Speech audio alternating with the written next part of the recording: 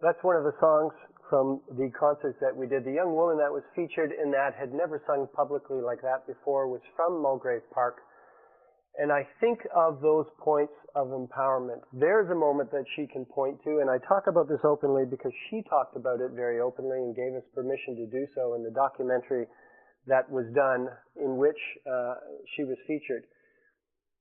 There's a moment that she can point to, and she talks about the other areas of her life that she is not inspired by, but said so passionately in the documentary, but I've got this thing called the choir that makes me feel like I'm capable and potent and can do things. You can see the sense of connection in that choir behind her that provided a community support for her to have that moment of success.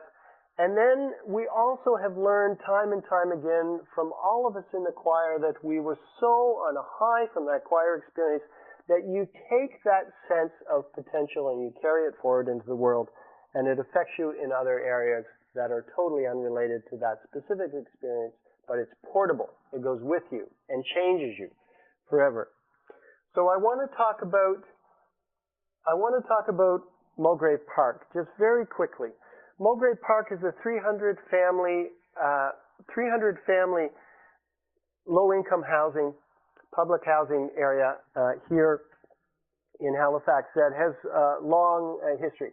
And the narrative that the media would have you believe is Mulgrave Park is just a spot where there's trouble and violence and beware. And the real story of Mulgrave Park is a connected, vibrant, beautiful community that has so much potential and such a rich history and such a different story to tell. We feel so privileged to be there.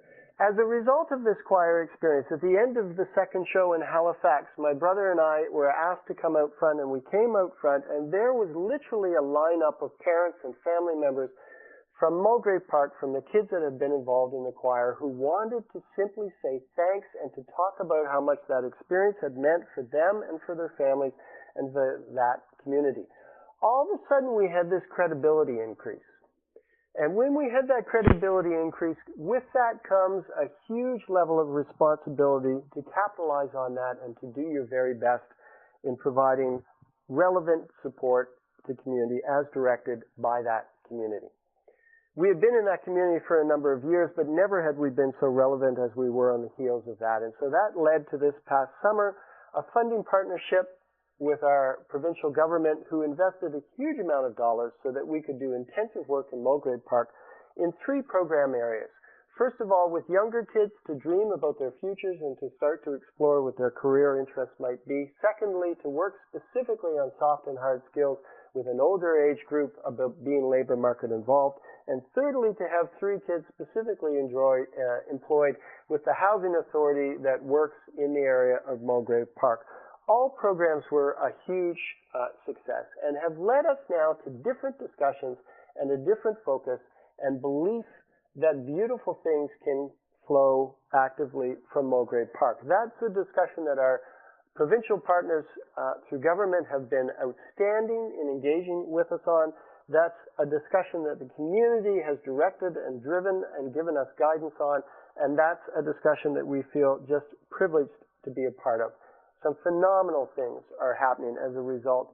And there's a different focus moving forward about how government can provide support and funding and what their role might be.